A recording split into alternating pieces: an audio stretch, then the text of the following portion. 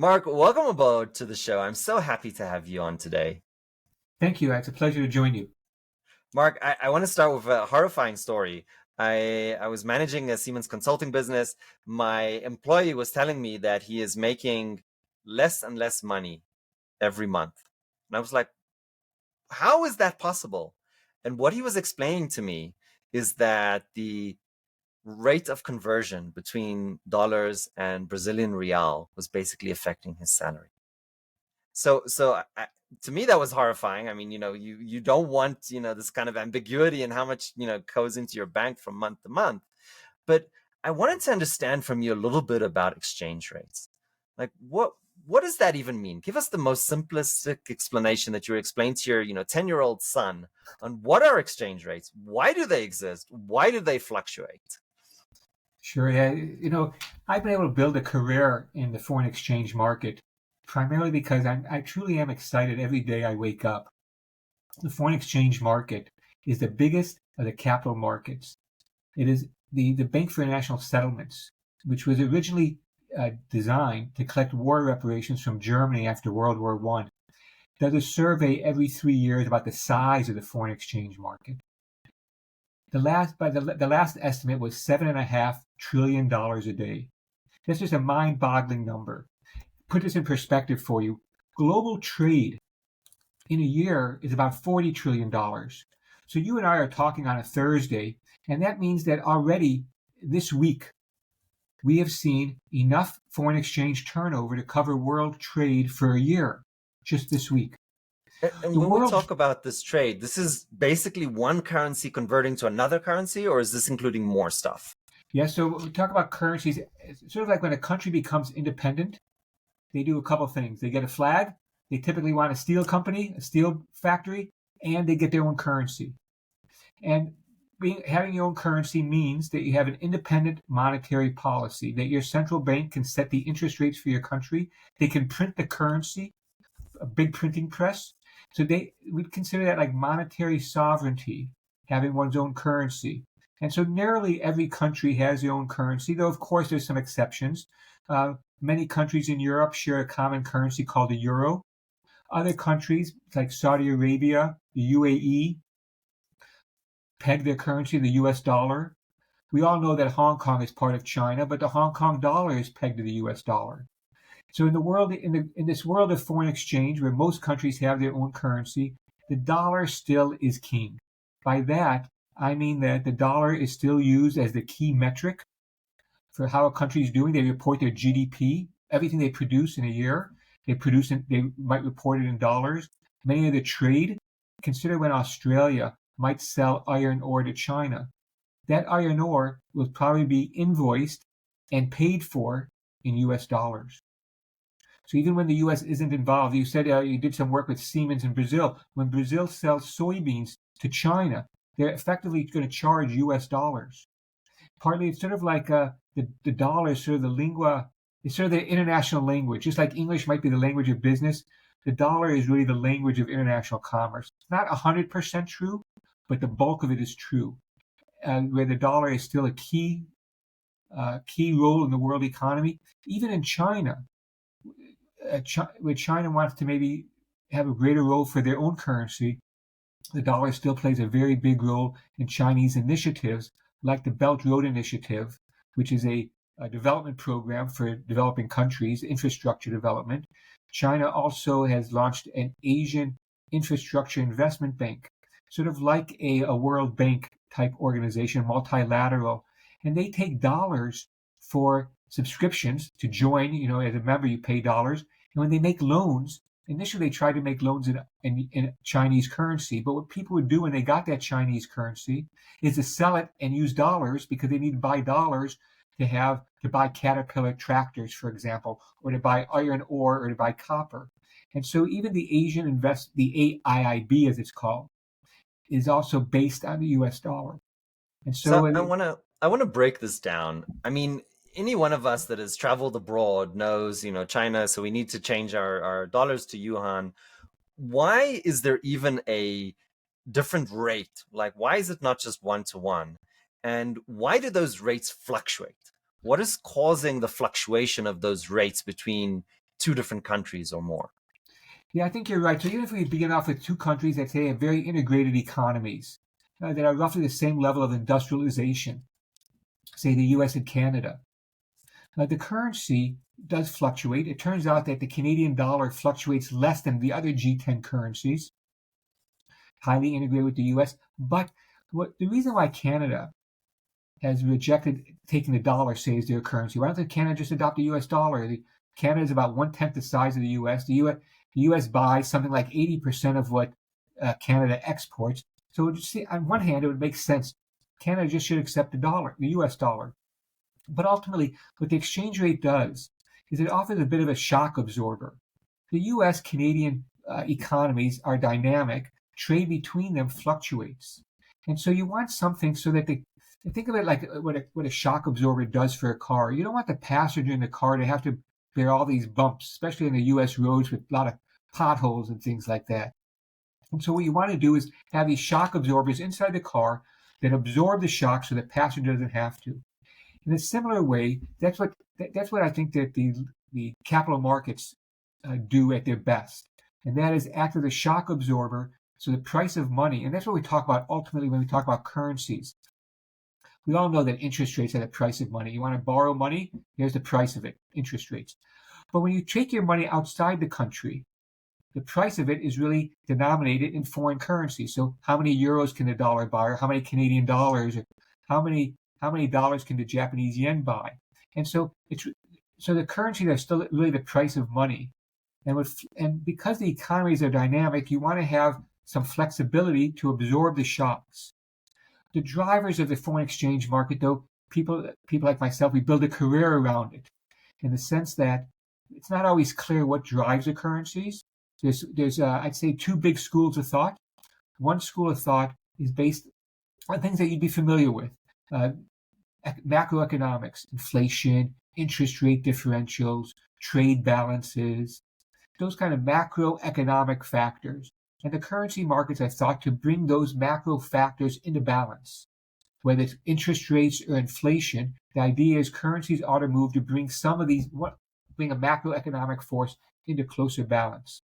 Okay, so let's simplify this, because really you've said two, I think, important reasons, which in their most simplistic form, it's the supply and demand. So if somebody wants a lot of that currency, then the price, keep me honest here, is going to go up. Now, if there's an excess of that currency, like of any other good, so we're looking at currency as a good, then there's an excess of that currency, then the price goes down. And really what the price is, it's the price to get that currency with any other currency. So we're kind of looking at money as a good, something that can be, bought and sold. And that's really what we're doing. But the other aspect that you said, I think is more interesting. And this is this idea of inflation. If I as Canada decide to basically use the US dollar, what am I giving up? I'm giving up the ability to print money. So I'm basically not able to get what we would call seigniorage tax, or to kind of create that kind of inflation. Is this true? Is this a reason why countries would consider, their own currency versus the dollar? I think it's partly that. I think that it's really a question of sovereignty. And if you can print off your own currency, that means you can respond to factors that are hitting your economy that might be different than are factors that are hitting the U.S. economy. So, for example, recently Canada's had a couple of large port strikes, dock workers going on strike. That disrupts trade. And so that's a shock that goes to Canada that might not be in the U.S. So maybe, it's not quite true in this case, but say this unique shock hits Canada, and Canada would like to cut interest rates to help stimulate their economy. If they have monetary sovereignty, they can do that. They can cut interest rates, and as a consequence, as part of reducing the cost of money, the currency would fall. And that's really what's happened this year. The Bank of Canada is among the most aggressive central banks in cutting interest rates. They've cut interest rates about 125 basis points since about the middle of the year. And the Canadian dollar has weakened, as one would expect. And so far, I'd say that Canada would allow a weaker currency because it's part of the effort to help stimulate the economy. That central bankers typically want the currency to go in the same direction as monetary policy. So Bank of Canada is cutting interest rates. They seem to be accepting a weaker Canadian dollar as a result. So this seems counterintuitive. Like, why would a weaker Canadian dollar, in what ways would that actually be beneficial for the country? Yeah, no, that's a good question. So when you think about it, you think about the chain of causation. What happens when you have a weaker Canadian dollar? Well, one thing it does is it boosts the costs of imports. If it boosts the cost of imports, now you as a Canadian would be paying more to import goods, but also it allows domestic producers to raise their prices too, because the foreign competition price has gone up. So basically, it allows businesses to raise prices. That would be over time inflationary. In addition, by the Canadian dollar weakening, that makes Canadian exports more attractive. It lowers the price of those exports, and that would, all else being equal, right? The lower price of Canadian goods would help boost the demand for that. And so even though maybe domestic demand is weaker because of this shock that Canada's been hit with, weaker Canadian dollar, lower interest rates stimulates foreign demand, which then also helps come in and helps provide that pump priming exercise to help the domestic economy. These So things take place over time to have effect. right. So as all things in economics, there's winners and losers, right? So I mean, really, okay, if I have a weaker currency and I'm exporting, maybe that's a good thing for me, because what that means is that I am cheaper to purchase from me than maybe a competitor of mine in another country, because my currency has basically been devalued. However, if I'm importing, what that means is that I can buy less with my currency. So really what that means is we have winners and losers, and every change, right, it creates these winners and losers. And it's not a good or a bad objectively. It's really thinking about who and how much are these winners of losers. I really appreciate that. I wanted to go through something like that is incredibly um, curious and interesting. This idea of printing money. What does that do if the government, let's say, has $1 million, right, available everywhere in the market, and it decides to print another $1 million? What actually happens to our currency due to that very simplistic example? Yeah, so I think going back to what you were saying about supply and demand, I think that's a good insight that money should be thought of as the same way. In some ways, we should think about money uh, in the same way we think about other goods, and subject to the supply, subject to the law of supply and demand. And so what that means then is that one way to think about currencies, the value of currencies, one of these macro equilibrium factors one of these factors that currency should bring into equilibrium is that if your country is printing off more money than mine, so your money supply, call it going up faster than my money supply, that is to say the quantity of Canadian dollars is increasing faster than the quantity of US dollars, all else being equal, you'd expect that the Canadian dollar would weaken. Just more supply, you assume demand is constant. That doesn't always work that way. But I think that as like sort of the first cut of the pie, that makes a sense to begin with, that the price of currencies adjusts to equalize underlying interest rates. We call that interest rate covered parity. Currencies could move to equalize a basket of tradable goods. You probably see that in the Economist magazine. Sometimes they look at the Big Mac. We call that purchasing power parity. And what you were just talking about with the quantity of money, that currencies ought to equalize the quantity of money. So if your money supply is greater, it's growing faster than mine, your currency should weaken and mine should strengthen. Again, bringing those factors into some kind of equilibrium. Yeah, I would just add one other thing, and that is, uh, so far we've really been talking about very much of a state-centric model or a central Yes. bank-centric model. But it turns out, for example, that if I were to go to my local bank and borrow $1,000 from my local bank, in effect, they're printing that money for me. They're going to credit my account they're going to say, we'll loan you $1,000. I go, well, give me the $1,000. They say, well, we're going to credit your checking account with $1,000. I go back to my ATM. I see, wow, they put $1,000. It's two things to say about it. One is, I know a lot of people are fascinated with the idea of a digital currency and cryptocurrency. I want to say that the $7.5 trillion a day foreign exchange market is already digital. That is, we're Mm. not really taking money, a suitcase of money, and bringing it from one bank to another. It's all done on these electronically and on these spreadsheets. Basically, it's not quite blockchain, but it's not so different from that either. And the other thing to say too about this, I think, is that it's not just governments that create money. We really have to think about how banks create money through the act of lending. And what Mm. happens? So the bank credits my account with $1,000, and I have to pay that $1,000 to this carpenter I hired to fix a bedroom. You can see I have a hole in my wall. I need a carpenter to fix that, and so that $1,000 that's credited to my account, I am now going to transfer it to the carpenter's account. So in effect, my bank created $1,000. I owe them $1,000. They've got that asset and liability, and now my carpenter has this new asset, and that's also basically on deposit at my bank until he moves it. I think the interesting thing is that, banks lending money, this surprised me. Where does that money come from? So banks lend, they have their interest rate, they're actually lending money in credit cards, right? They're floating you for a month. And then if you don't pay within that month, and they're taking interest on that, how can they even loan money? Where is that money coming from? Yeah, no, this is the amazing thing. I don't think, when we all study like Econ 101 in college, they don't really tell us all these kind of like the nuances, how this really works on this kind of basis. And I mean, again, I think that we have a couple of key principles. One is called the marginal reserve system. So if you deposit $100 at a bank, the bank can lend out $99 if it Yes. wanted to. I mean, isn't that brilliant? They're lending somebody else's money. Yes, it's really Isn't like that, I mean, yes, it's really this it's big not their money, circular it's our network. money that they're lending back to us.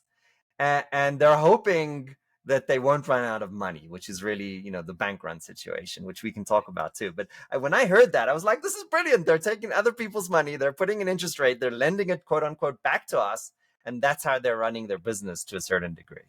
Yeah, I sometimes I think about like what banks do, and I'd say that's partly like a maturity matching service, Mm. where I'm bringing them my paycheck, and I want to have it in my checking account, so which means I can get access to it whenever I want. Now the bank will take that money that I just deposited from my paycheck, and they could, if I get paid $1,000, they could lend out, not basically they could lend it all out, and the hope then is that they're lending it out to say someone who maybe to you who want to buy a house, and so they're borrowing from me for the short term because I get that money. I get that money as soon as I want it. They lend to you on a 30-year mortgage, and so borrowing short term, by deposit, lending long term, and this is like I want to say this is maybe the first or second oldest profession. And invariably, you could see the difficulty and why it would be pose risks. And this is why whether banks whether banks get what they want and regulate themselves, or the government regulates them, because of the difficulty in managing this maturity match, short-term borrowing, long-term lending, we have these periodic crises. And the periodic crises, I think, is it's very like almost predictable in the sense that we make a mistake, call it the Great Depression. And so out of that Great Depression comes new rules and regulations to make sure that pipes that we're moving around this money are strong. And I think Joseph Stiglitz, Nobel Prize winning economist up at Columbia University, had this during the great financial crisis. He said, what we want is a prize fight. And for a prize fight, we need a referee and strong rules. Without that, we get a barroom brawl, not a prize fight. And so what happens is every so often we have these crises. We say, okay, we're repenting. We're going to make rules and regulations to prevent this from happening again. And a few years later, we forget why we had these rules in the first place. And a new generation, a new group of politicians come along and say, oh, we don't need these rules and regulations anymore. Let's dilute them. It's too much government interference. And that's sort of where we are now. We came out of the great financial crisis, the 08, 09 financial crisis. We had new rules, new rules to regulate the banking system. And in recent years and going forward, there's efforts to try to dilute them, thinking that we don't need that these rules are too strong. And we Yes. don't need these rules, and banks can regulate themselves. And that's sort of where we are. We're at the Yeah. sort of on the downside of that cycle now, where the banks, commercial real estate exposure, for example, very big, small regional banks, And there's an effort, I think, in Washington and post-election, be even more of this deregulation effort to say we don't the pipes. We strengthen the pipes too much. Let people become responsible for their own decisions again. And this is so incredibly interesting. The mechanics of how this happens, right? These financial crises, right? Because really, when you lend money to somebody, you're taking a certain amount of risk, Yes. right? So, maybe this person can give the money back, maybe not. Now, the way that banks kind of hedge or insure themselves against that risk is basically our interest rate. So if you're a higher risk customer, then you're going to pay more money basically to take this loan. Yep. And if you're a lower risk customer, then, well, we trust you. You've always paid back your bills. So we'll give you, quote unquote, cheaper money. Now, this is an incredibly simplistic, explanation, but the way I understand what we call the subprime or 2008 crash is really because we didn't look at the risk properly. We were giving people loans that are at high risk, and we were kind of aggregating and saying, no, these guys aren't that risky. And the way we did it is by just selling our shit to each other. Is that a fair description, hyper simplistic, of what happened in 2008? I think that it's partly right. I mean, we used to call those kind of loans that you're describing, we call them ninja loans. Ninja meaning no income, job, or assets.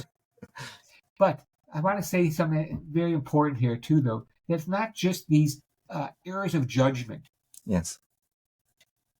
Because it wasn't just subprime homeowners that got hurt. Right. Regular mainstream homeowners got hurt as well. That's not just the excesses. It's not just the market failure by having these ninja loans.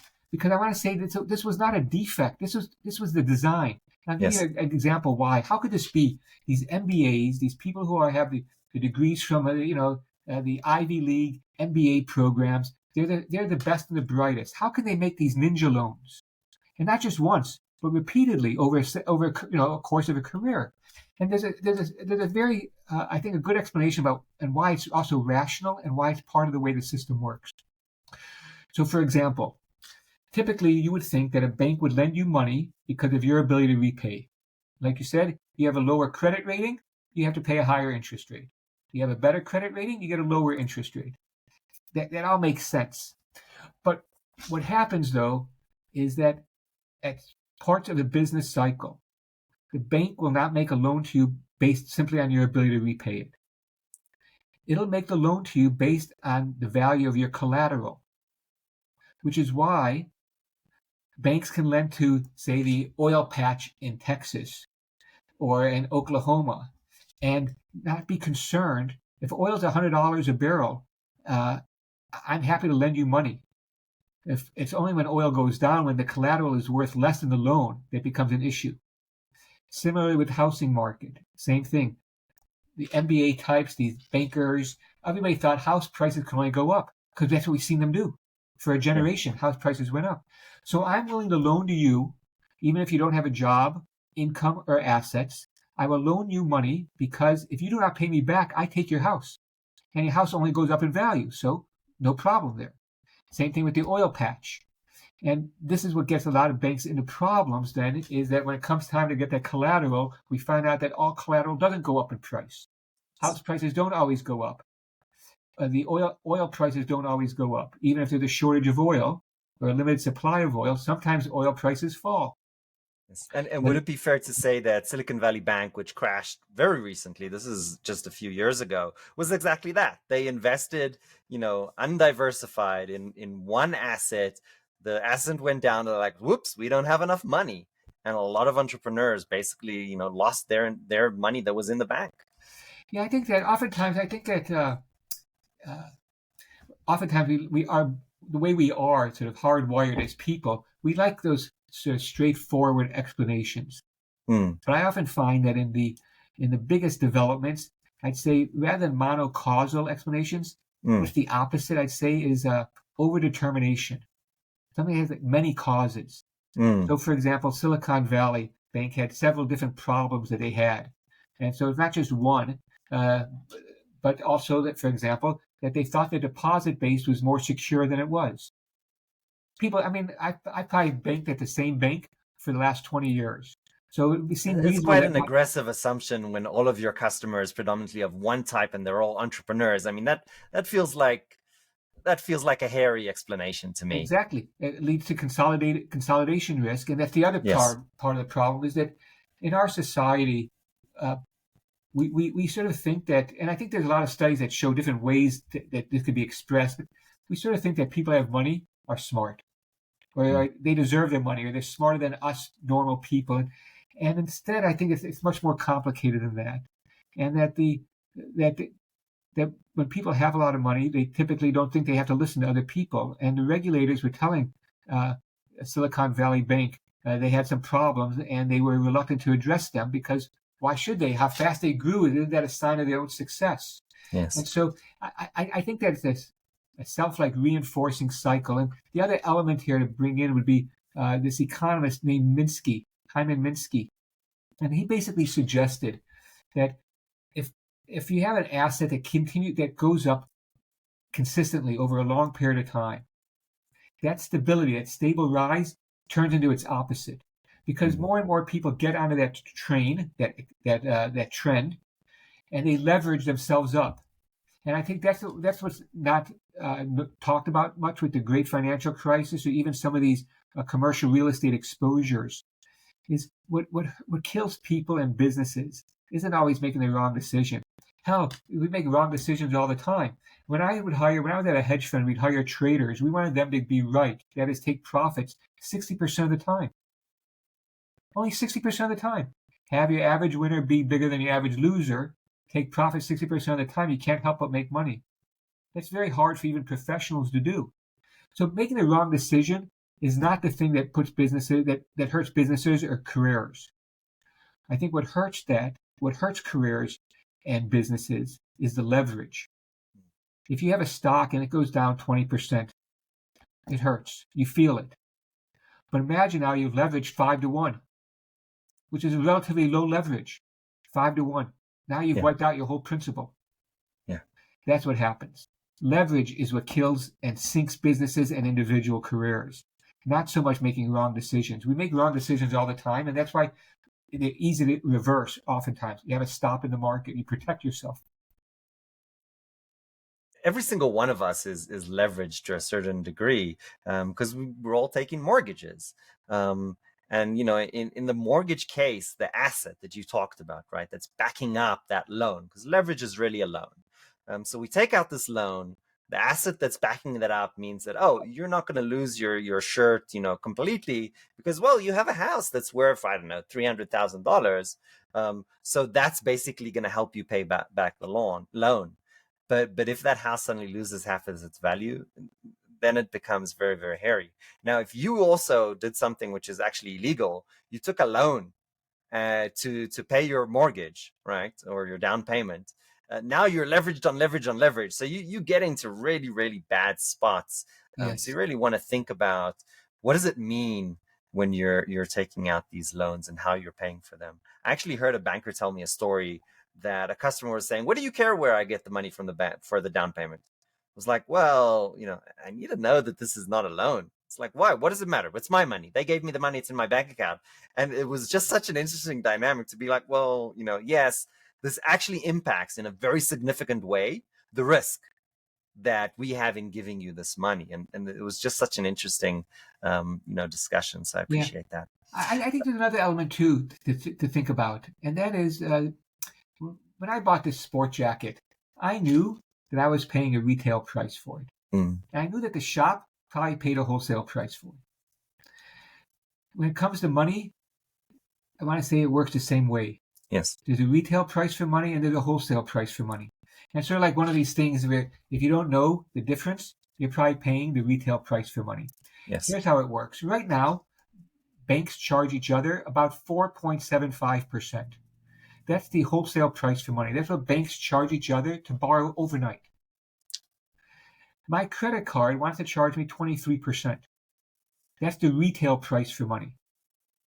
That's someone with a fairly good credit rating, but borrowing the money on a credit card more than 20%. Yeah. wholesale We, price. we should just say that that's a scam and nobody should borrow money through their credit cards. You should go and get, if you need a loan, go get it with your bank, talk to your bank, never borrow money through your credit card because you'll probably get a 10%, a 12%. It won't be 24%, depending on your situation and your assets. So that is a bad way to borrow money. But absolutely, yes, the interest rates on credit cards are very high and they can pull people down. Absolutely. Yeah, and so I just think it pays to keep in mind that there's a difference between wholesale and retail. Yeah. And what you want to do, I think, to your point, is you don't want to pay the extreme retail price like your credit card. There's probably smarter ways to finance purchases or consumptions or investment without paying that such an exorbitant price for a credit. I love that. This has been a lot of fun. I think there's so much gray and interesting things in when it comes to finance and economics that we really don't teach this at school. I mean, unless you're going to really specialize in this. If I had to make the argument, I teach junior achievement. I would say this should be part of everybody's school learning the basics of money and interest and investment. Um, I have a simple question to you. If you had to give a few pieces of advice, or maybe even one, to every single person in our audience about their own personal finance, what are the big mistakes that you're seeing people are doing from a personal perspective? Good question.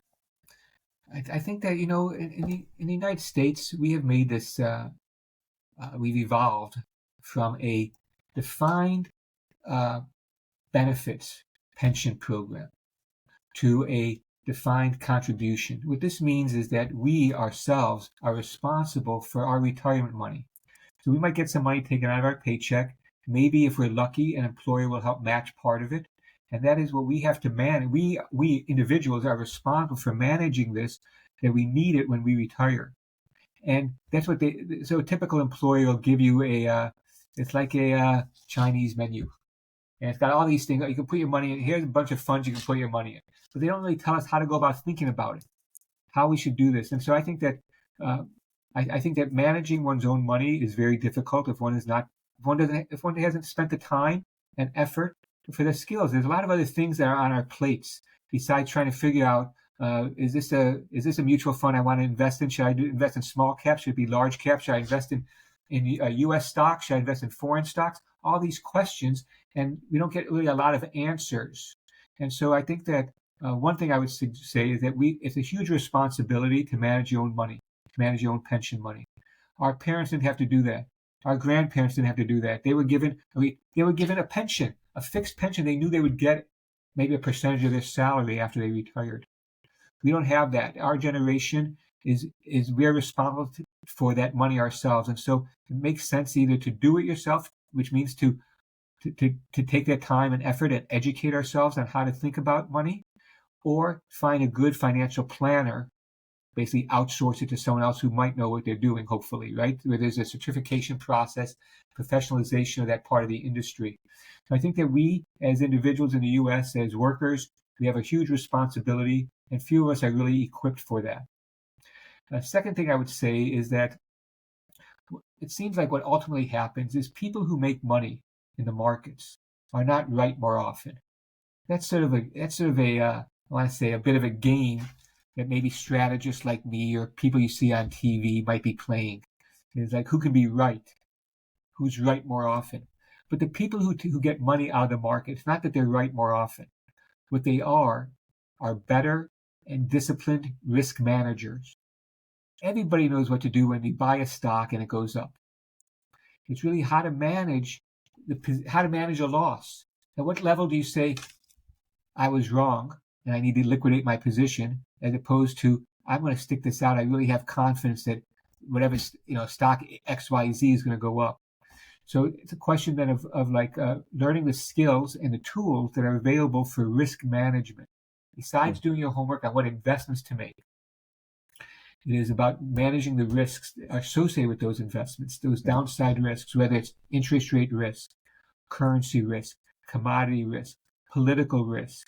A lot of risks, and it's really about managing those risks that are the difference between making money and losing money. Yeah, I talk to a lot of people about these topics. Very intelligent people, right? Engineers and scientists, and if they're not economists or went to some kind of education, they don't know basic things about even the simplest type of technique to mitigate risk, which is really just diversification. So, I think these concepts would be highly valuable if just everybody knew what it meant to diversify a portfolio and diversification over time. Very basic concepts that can help us make smarter decisions when it comes to saving money. Compounding interest, I think, is another one of those that, I honestly would advocate that they should teach this at school to every single American. Yes. It's Uh, beyond me why that doesn't happen. yeah, no, I agree, and I tell you too, I was very active in junior achievement in my high school years. And it was a I love great that. experience, and I think that those are the kind of programs. I know they've uh, brought out a great school for younger people as well, younger children as well. But I think it's a great experience, learning about business, learning how to run a book of a business, learning what it means to sell stock, uh, Yes. thinking about how to make a product that's competitive, that people want to buy, that they're not just buying it from you because you're a student. I think, yeah, I can't speak highly enough about junior achievement Yes. as giving young people experience and exposure to understand how the economy works. Yes, they actually have a program, and this is the one. I don't care to advertise Student Achievement. They're a nonprofit. They're a wonderful organization. I volunteered with them for many years. They have a program where the young students can basically come to this computer simulation and kind of simulate stock trading and kind of understand all these concepts of buying and selling. And so I think that's absolutely wonderful. And the children that went through that day, it's a full day that they come on site. The feedback is phenomenal. But my frustration is like, why is this not just done by every single school in the United States and taught to the teachers by the teachers? Why do they need volunteers like me? And I love doing it. But my thought is, well, this should be everywhere to everyone. And that's my only frustration. It's not a frustration at junior achievement. It's kind of a frustration with our educational systems. Like this should be bread and butter, in my opinion. Yeah, no, I think you're right. There's something about the education. I think in the U.S. I had this luxury of studying the great books, the Mm. classics, going back to like Plato and Aristotle, and but somewhere along in the 80s and 90s, early 2000s, uh, in the U.S., we got much more interested, I think, in what does the education mean for careers, and so it began like STEM, which is Right. focusing on skills that people need for business. And I think that maybe we've gone too far in that direction. Maybe it's not just business skills, but I think we want to teach like people critical thinking skills. And I know Yes. this with my students. I often found when I first began teaching, I found that my students couldn't really. It was hard for them to tell the difference between a sentence and a paragraph. And after teaching for 20 years, I think that schools have done a much better job in teaching students how to write. Yeah. What I thought was a greater difficulty was in understanding or evaluating conflicting claims. So, for Yes. example, the Financial Times could have an op-ed piece about why America was the last major country to have national health care, which we still don't fully have. And, and then you'd read the Wall Street Journal and it says national health care, America's sliding into socialism. And my Yes. students would often tell me like they would either know or they would tell me the last thing they read, Right. which is some of my colleagues do the same thing. It's like Yeah. how to know like some of Recency these bias. key Yeah. issues. The last person you read is the most persuasive, and Yes. I think that's I think we've gone a bit too far in this business skills and not enough in the skills of making people good citizens, civic responsibility, critical thinkers. So what does it really mean when it says when the TV commercial says 4 out of 5 dentists recommend a particular chewing gum? Really, what does that mean? And so I think because so much of the data that we have to deal with as individuals is quantifiable, statistical data, we have to be sharper so we don't get fooled. And I think that's a real reason why we should study these wide range of subjects, just so other people don't fool us so easily. Yeah. And that is so delightful. I'll make a confession. My daughter absolutely hates me for this. She is only 10 years old, but I'm forcing her to read Thinking Fast and Slow by Daniel Kahneman and Amos Tversky, which they are the fathers of cognitive biases, basically, right? Richard Thaler basically got his Nobel laureate based on their work, which is incredibly common, right? Each scientist builds up the next, and I can see through her studying this book, absolutely hating my guts for making her do this. I can see how her critical thinking is evolving. Because, I won't ask her, oh, what did you read? Tell me about this. I'll ask her a question and I'll say something like, okay, so if you have, and this is real, this is part of Richard Thaler's research outside of the book separately. He was like, okay, if all you do is you want to increase the number of people that donate blood or donate organs, then you have two forms. One of them is already checked and you need to unselect that. You need to say, I want to opt out.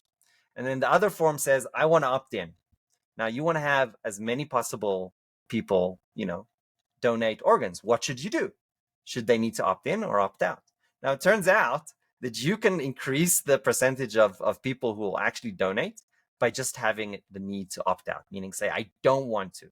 Because what is the truth? Most people just leave it as it is. That is the God's honest truth. And you wouldn't think, you would think people would read a question with a serious question like organ donation. They would ask themselves, oh, is this the right thing to do or not? But no, that's not what happens. What they do is like, oh, that's probably right. Like, oh, I'll just not do anything is what people do. So I think these topics of critical thinking, and I'll say that another thing, right? We've somehow emotionalized everything in America, right? We've somehow turned it all into political, and we've turned it all into something that it's now you're coming on a personal attack. And we've kind of removed this of like, well, let's think about the pros and cons. And if the only thing that we could learn to do in America again is take an issue, put a list of pros, put a list of cons, and for a second ignore the emotions and just acknowledge that everything has a winner and a loser, then I think we'll be so much better off. And I apologize, I went for a little of a rant because what you said is it's so important to me personally that I just feel so very strongly about it. So I appreciate you bringing that up. Good. Wonderful. Marc, so we're way over time. This has been so much fun. Last question, I promise. If you had to, and this is a personal question, it's the only scripted question we had. If you have to go back to 20-something-year-old Marc, what's the advice that you would give him? Buy that lottery ticket. No. That's not no. It's no. Hacking, buy Bitcoin, buy Microsoft. Yeah. Those answers are not allowed. Yeah. No, I think that I'm a pretty serious person. And I think I would tell my younger self not to be quite as serious. That there's two things, right? One is gravitas, that's the seriousness of something, and the other is levitas, levity. And I think we need both of them, and to be able to see humor, and to see like, I just like sometimes struck by our species. I mean, imagine this, right? A naked ape who's lost his hair has this concept of God, the concept of the infinite. How amazing that is. And to be able to relish that as opposed to just so focused on the seriousness, just thinking about like, what like a profound, brilliant moment. And I think that sort of enriches when I think about that. It really helps put things in perspective. We try not to go theological in this show, but I started doing hydroponics. And you would think that the most spiritual experience I had was when my child was born, which probably that makes me a terrible father that it wasn't.